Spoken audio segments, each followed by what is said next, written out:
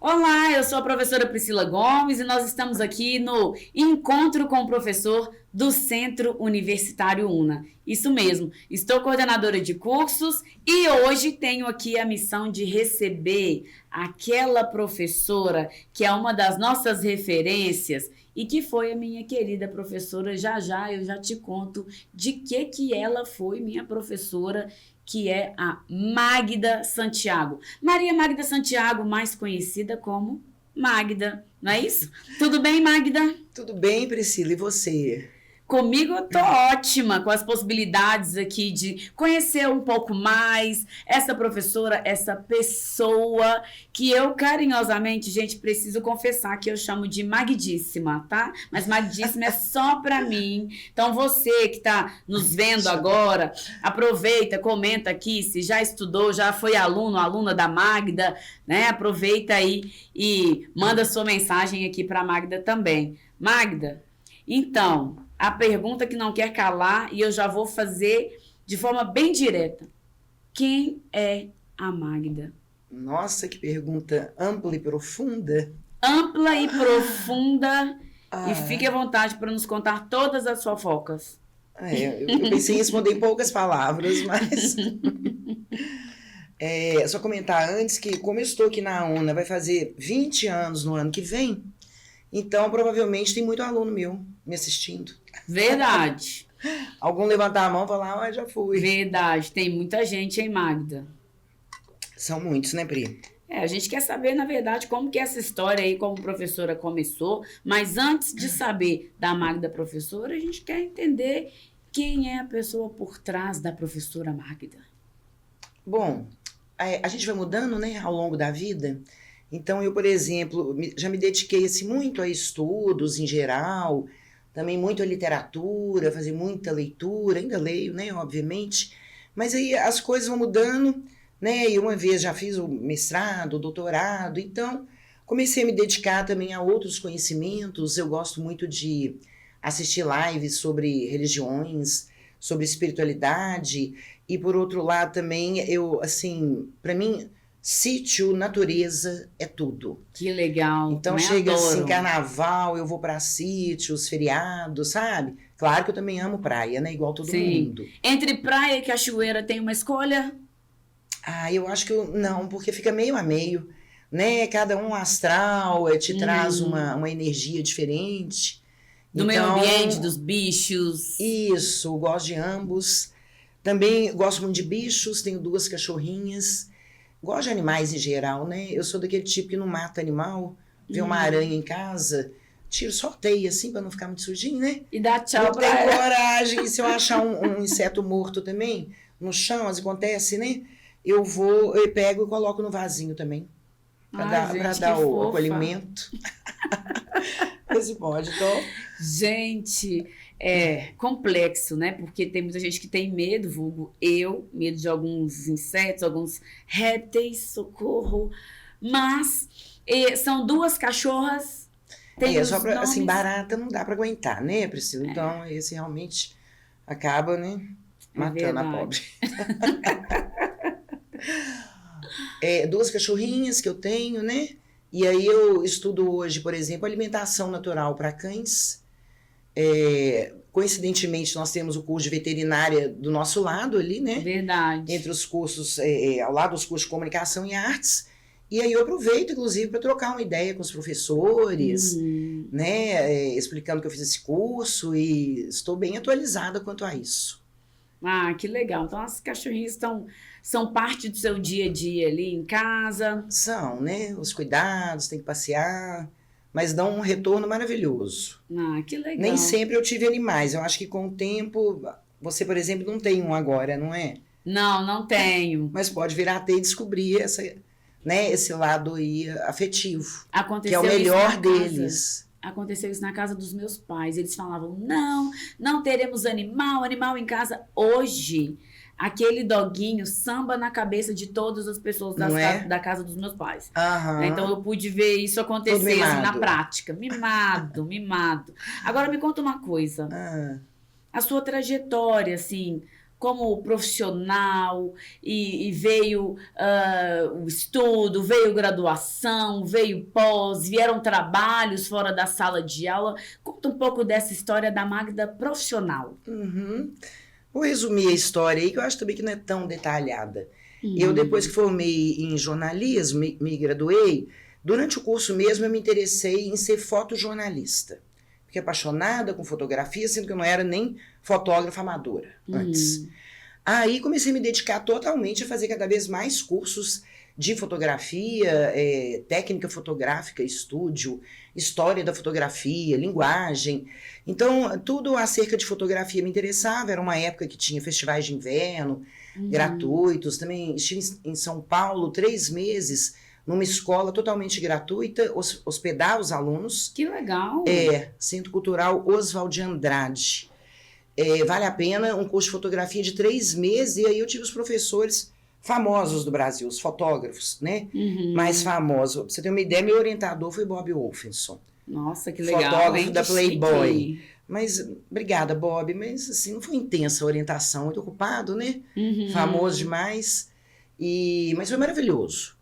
E esse foi o curso mais longo, entre esses cursos, muito laboratório preto e branco, porque eu montei um laboratório preto e branco na minha casa, na casa da minha mãe. Que legal! Ele era no DCE. E por muitos anos fiquei revelando em preto e branco. Aí dentro dessa trajetória, né, vou seguir com isso, que os primeiros trabalhos que eu tive, depois de ter estudado, feito os cursos e praticado e tal, assim, fotografando de tudo, né, foi em sindicatos. Então, eu comecei fotografando manifestação de rua do Sindicato dos Bancários, que é um sindicato altamente expressivo. São muitos, né? Tá, sempre tem uma fofoca, sempre tem alguma coisa que a gente não sabia antes. Eu não sabia dessa parte da sua história. Às vezes não dá tempo de contar na primeira aula que a gente se apresenta, assim, verdade. Né? Contar tudo. Aí depois também fotografei para o Sindicato dos Telefônicos. Teve um outro sindicato que me chamava. Fiquei conhecida nessa área e revelava. Fazia as fotos, revelava. Na época as publicações deles eram em preto e branco. Os jornaizinhos, então tudo preto e branco. Dava para eu revelar. Aí, depois disso, eu passei, foi um tempo, funcionária da prefeitura, como fotógrafa da assessoria de comunicação. Sim. Então, eu tanto acompanhava o prefeito, na época, o Patrus Ananias. Olha. Realmente, assim, excepcional, que a gente acaba ouvindo os discursos, né? Tá sempre perto aí. E toda aquela organização para as coletivas de imprensa. Exato. Praticamente um media training ali a cada oportunidade, né? Exatamente. Então, tinha a sala de imprensa, uma mesa gigante, né? E todo mundo, cinegrafistas de televisão, os fotógrafos de jornal, repórteres de texto, a gente convivia muito. Então, eu fazia essa parte, eram as coletivas, né? Aí eu acompanhava o prefeito cada visita, claro, no meu turno de trabalho, tinha outros fotógrafos dele, né? E fazia por fora tudo quanto é orçamento participativo, antes, durante, depois das obras. Sim. Na verdade, subi em todas as comunidades, sabe? Aqui de Belo Horizonte, eu acredito que estive em todas. Naquela época, tinha associação de moradores, a gente ia, né? E depois, trabalhei muito na área de saúde do município. Acho que na prefeitura fiquei uns 4 anos. E aí depois muitos trabalhos, né? Como freelancer, eu já fiquei na Secretaria de Saúde. Então, olha que interessante, eu ia muito fotografar postos de saúde que inauguravam. Inclusive, é interessante ter uma exposição sobre asma. Olha não é bonito de falar, mas fui em vários locais fotografando tratamento das crianças com isso. Nossa, reuniões de mães com médicos. Então, isso, né? Fazer esse fotojornalismo, mas que ainda não era na grande imprensa. Aí, depois eu tive a oportunidade, fiquei 3 meses no estado de Minas, no jornal, tudo na editoria de fotografia. Depois, no jornal Hoje em Dia, teve um deles, acho que foi Hoje em Dia, substituir férias de laboratorista, férias dos outros repórteres fotográficos, até que eu cheguei ao jornal Diário do Comércio, onde eu fiquei mais tempo, 4 anos por volta. E aí a experiência cresce, porque mas não só tem até monotonia. Aí, quanta experiência, quantos eventos. Verdade. E fazia o freelance, foto de teatro, né? Sim. Às vezes fazia um aniversário infantil, Não gostava muito de fazer casamento, não, apesar que fiz por conta da responsabilidade daquilo, né? O casamento é um momento que a pessoa leva pra vida, né? E as festinhas infantis também que eu já fiz, interessante, que eu procurava fazer com um olhar fotojornalístico. Então, a criança escorregando no tobogã, paralisada no movimento dela, depois borrada. Que legal! Com aquele olhar, querendo expor a técnica, assim, né? Para ele ter fotos diferentes e tal. É muito diferente esse olhar de alguém que tem experiência, que estudou, que entende as técnicas, mas que também tem a sensibilidade para registrar. E tem gente hoje que fala assim, mas precisa de curso para isso? Claro que precisa. E não é à toa que a gente tem aí uma série de concursos, inclusive, que premiam fotos que conseguem resgatar a essência daquele momento vivido. Isso para mim é sensacional. Verdade, algumas maravilhosas nesses concursos. Agora, eu acho que quando a pessoa já fica atraída pela imagem, então é porque ela já tem uma sensibilidade assim para aquilo, sabe? Porque senão não ficava tão interessada em aprender, em desenvolver, né? E aí fica aquela fotografia autoral, por exemplo, de lua. Quantas fotos de lua cheia se pondo eu tenho? Porque na visão da minha janela lá do meu apartamento dá para ver justo o pôr da lua. O nascer tem uns prédios na minha frente. E aí, às vezes, eu acordava 2h30 da manhã, porque tem os horários. A lua cheia que nasce por volta de 18, ela vai se pôr em determinado horário. Depois ela vai reduzindo um pouco, vai nascendo mais tarde, se pondo mais tarde. Aí tem aquele dia que você, 5 da manhã, tá vendo a lua cheia. Descendo, e o dia é claro. 5h30. Quando a gente acorda, a lua ainda tá ali. 6, Então tem muita foto, assim, de lua. Pássaros que passam, assim, na minha janela também. Mas também passei por essa parte já, sabe? Aí depois que eu tive em jornal, que realmente foi a grande experiência. O Diário do Comércio tinha um jornal cultural dominical chamado Jornal de Casa. Então, a gente tinha oportunidade de fazer muitos trabalhos de cultura. Esse jornal, num domingo, você sabe, né? Jornalista, repórter, todo mundo com plantão de final de semana. Domingo, feriado. Exato. Então, eu lá num dos meus plantões, cheguei um domingo, aí eu estava no jornal Hoje em Dia, no curto tempo que eu estive lá. Vi uma pauta de domingo, fiquei muito feliz.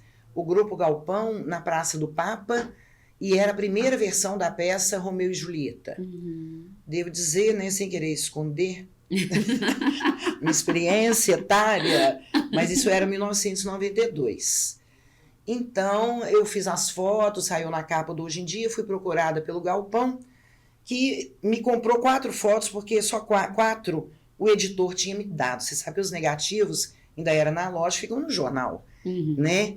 Ou eles compram direto do jornal, também tem isso. Aí eu tinha 4, que o meu editor maravilhoso na época, Ginaldo Nikolaevski, me ensinou, um cara que editava um filme, escolhia as melhores fotos, assim, em 30 segundos. Olhava 36 fotos na mesa de luz, com a lupa, olhava. Rapidinho. E elegia lá as melhores, numa rapidez, numa experiência. Teve uma vez que depois eu fiquei olhando uma por uma do meu filme, e ele já tinha escolhido. E vi que ele realmente escolheu as melhores. Só que mais legal, e tão rápido, né? Super experiente, rápido. Mas aí depois, isso que eu ia contar, que o fato assim, que mais me marcou nessa trajetória de jornal foi ter feito essa foto do Grupo Galpão na Praça do Papa. Então, o fundo é todo das montanhas e tudo, Mangabeiras ali. E depois, essa foto ficou lá 20 anos. A principal, que era o Romeu, a Julieta, no fundo a Praça do Papa e tudo, as montanhas, me ligaram, depois de 20 anos. Quem foi? Eduardo, do Grupo Galpão? Nossa! Falaram, Magda, sua foto há 20 anos na parede aqui do Galpão Cine Horto, e decidimos fazer um filme com ela. Um pequeno documentário. Gente, que maravilha! A foto tinha, na verdade, assim, também, não é só mérito da foto, quem estava ali? Uma atriz Wanda, que já tinha falecido num acidente que o grupo teve, indo para Ouro Preto, numa apresentação, alguns anos atrás. Então, para eles... Marcou. Era muito afetiva a foto da Wanda com o Romeu. Acho que até na época os dois, marido e mulher. E aí fizeram um documentário, porque a foto tinha tanta nitidez nos planos do fundo, que a gente chama de boa profundidade de campo, que eles identificaram, acho que 15 ou 19 pessoas Nossa, e contactaram. acharam essas pessoas. Aí o documentário e a entrevista também entrevistaram. Depois entrevistaram cada uma dessas pessoas, a impressão que elas tiveram da peça na época, né? Gente, Então foi bonito. Um registro que marcou naquele momento, perdurou por 20 anos na parede, e depois ainda rendeu história. Porque era 20 anos da peça Romeu e Julieta e 30 anos do Grupo Galpão, então isso foi em 2012. Nossa, que legal. Foi muito bom. legal. Ô, Magda, me conta uma coisa. Então, a sua formação mesmo, a graduação, né, o mestrado, o doutorado, conta aqui pra gente, porque tem gente que tá assistindo que não te conhece, né? O que aconteceu? Eu estava com uma formação muito voltada, claro que era dentro do jornalismo, mas voltada para a imagem. Todas as questões de imagem e também... Eu sempre gostei muito do conhecimento da técnica mesmo, de operar, não fujo da técnica, ao mesmo tempo conhecimento da linguagem, lendo filósofos da fotografia, como Arlindo Machado, Roland Barthes, então eu interessava por isso tudo. Aí eu vi a necessidade, comecei... Bom, depois que eu abri um estúdio, eu tive um estúdio de moda no Barro Preto, fotografia de moda. Olha que legal, e bem no polo de moda, no Barro Preto. Foi, e fiz books, fazia books, né, para as pessoas também, quem queria ser modelo, ator, fazia books, mas aí comecei a dar cursos. No que eu dei cursinho de fotografia, eu interessei em ser professora. Eu falei, olha, eu já aprendi bastante, eu acho que eu consigo passar esse conhecimento. Dava cursos lá ocasionais.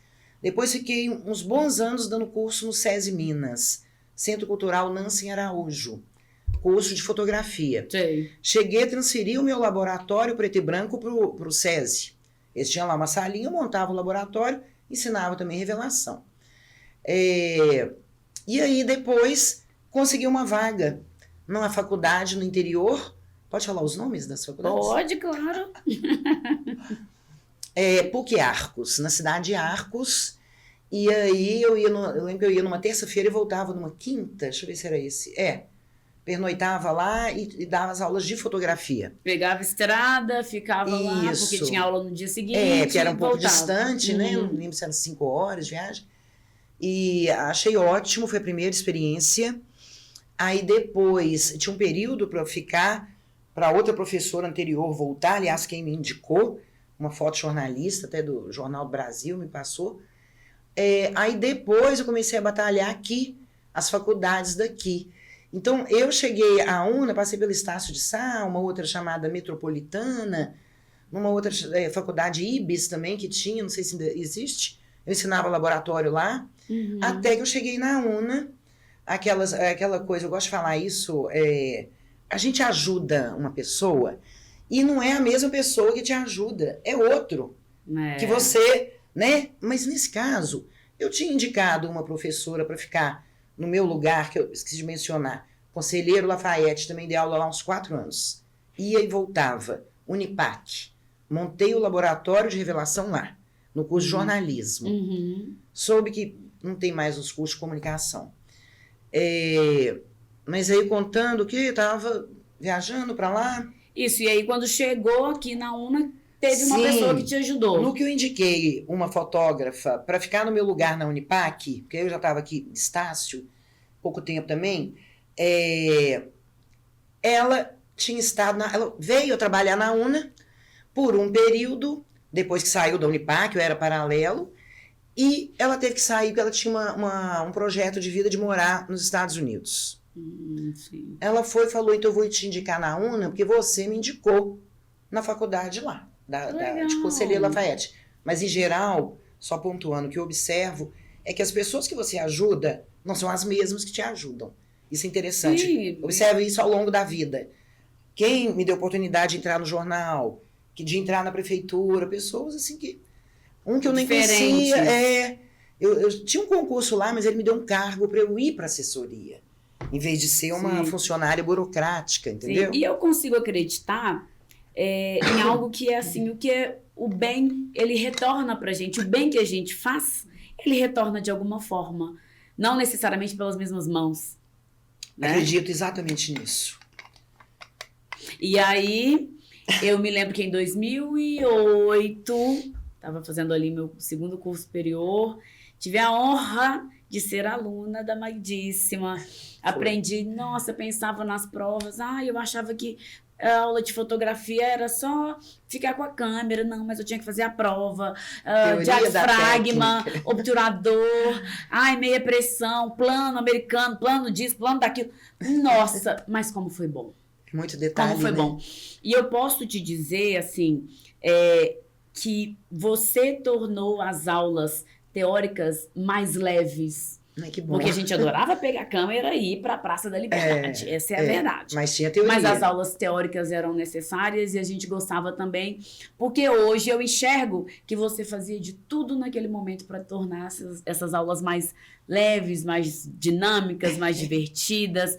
E hoje, mesmo, aproveitando até o egresso da UNA, Vitor Bedetti seguiu aí também esse caminho, atua como docente nesse momento da gravação desse vídeo, inclusive está em Portugal, dando aulas por lá também. Orgulho então, do Vitor. A nossa duplinha, assim, a gente se lembra bem dessa época, que foi uma época muito boa. E aí você chegou na UNA antes, né, de 2008, claro, 2008 foi o ano em que eu fui sua aluna. 2006 que eu vi. E aí? Não, pois é, então a UNA, ela era, até só pontuar sobre essas aulas para os estudantes de Relações Públicas, isso, que foi a sua graduação, eu gostava, porque eu tinha tido uma experiência muito próxima com o cerimonial da prefeitura. Né? Então, o chefe de cerimonial, os outros que trabalhavam lá, os outros RP, tinha todo um cerimonial, né, junto ao poder público, assim, né, governo municipal, lia todos os cartõezinhos, cada autoridade que estava presente ali. Então, eu lembro que eu tentava transmitir isso para vocês. Do protocolo, do evento público. Adaptar cada curso, né, porque afinal eu lecionava para jornalismo, tudo fotografia, publicidade, era fotojornalismo, fotografia publicitária. Aí tinha moda, relações públicas, né, design, todos os designs. Então, procurava assim, adaptar um pouco o perfil do curso, né. Como uma boa professora que né, Magda? Procuro, né, muito reconhecida, muito querida pelos alunos e sempre lembrada, assim, pelo conhecimento que transmite. Ô Magda, na sua vida como professora, assim, aqui na UNA, teve algum momento que te marcou, que você guarda, se lembra sempre com felicidade ou com emoção? Algo durante esse tempo aqui com os alunos daqui? Olha, assim, falando no sentido geral, para não citar um nome específico de nenhum aluno, porque as emoções foram muitas, são também muitos anos aqui, né? As formaturas em que eu era convidada, né? A maioria como professora homenageada, mas uma vez ou outra como paraninfo ou patrona, para mim é de grande emoção. Total emoção, né? Aliás, paraninfo não fui, não, só patrona e o restante homenageada. Assim, de grande emoção, e você sabe assim, que eu sentia mais emoção olhando a família dos alunos. Tem uma hora que a gente bate palma para os pais, nossa, eu era emocionada com aquilo.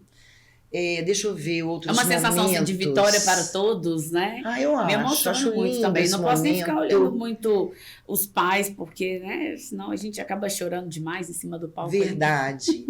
E outra coisa que me emociona demais, posso eleger as duas assim, principais, as bancas de TCC. Então, quando eu sou convidada para uma banca de TCC, dos cursos que tem, né, a maioria, né, atualmente nos de cinema, curso de cinema, eu, assim, faço uma leitura muito atenta, muito dedicada, anoto tudo que eu vou falar, imprimo para entregar depois, para tentar ajudar ao máximo o aluno a lapidar o trabalho dele, né? Então, e as bancas, elas me emocionam. Se vai a família do aluno também, eu fico assim, nossa, né, vieram aqui prestigiar. Mas as que eu orientei de TCC, eu adoro orientar TCC. Porque você até me perguntou, não cheguei a falar de meu mestrado, doutorado, eu vou falar já já. Os orientandos que me vieram por conta desse conhecimento na fotografia e o conhecimento da análise do discurso, que foi o que eu fiz né, no mestrado, no doutorado, eu orientava assim, com um prazer incrível. Eu assim, sou do tipo que gosto de corrigir até vírgula, entendeu? Aquela da caneta terrível, que é boa. Perfeccionista nesse sentido, porque também eu tive uma orientadora de mestrado e doutorado, até citar o nome pelo merecimento, Glaucia Muniz Proença Lara, lá da Faculdade de Letras da UFMG, que era uma pessoa assim. Então, quando você tem um orientador desse que te corrige cada vírgula, cada mudança de palavra que ela fazia, sabe, eu procurava fazer, falo isso para os alunos, falava os TCC, porque hoje nós temos a A1, né, que é dissertativa, eu faço também a correção assim. Então eu falo, observa tudo que seu professor corrige, compara como estava antes, quando você escreveu, que assim você vai entender por que ele corrigiu e vai aprender a escrever cada vez melhor.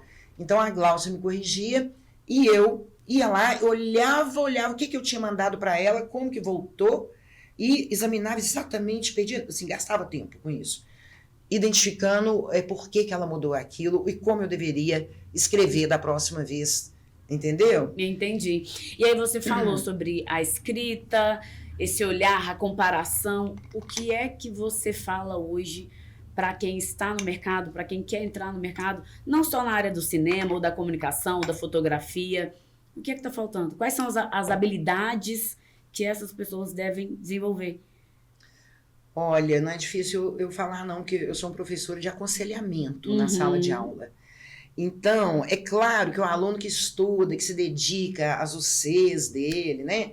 As disciplinas, com atenção, o aprendizado ali é importantíssimo, né? Claro, um estágio, uma atividade prática, assim, né? Ajuda demais para o mercado de trabalho. Então, eu aconselho literatura e a procurar ter uma cultura, por exemplo, saber as escolas estéticas, o que foi um barroco. Eu falo, tem um conhecimento geral, que o conhecimento geral não é profundo sobre determinada coisa. Saiba um pouco de cada coisa importante para saber, como as escolas estéticas, eu acho que isso é em qualquer curso. O de cinema nos fala história da arte, não é importante? Muito, fez muita diferença na minha formação também. Eu falo, vai a exposições, cria um banco, um arquivo mental de imagens, né?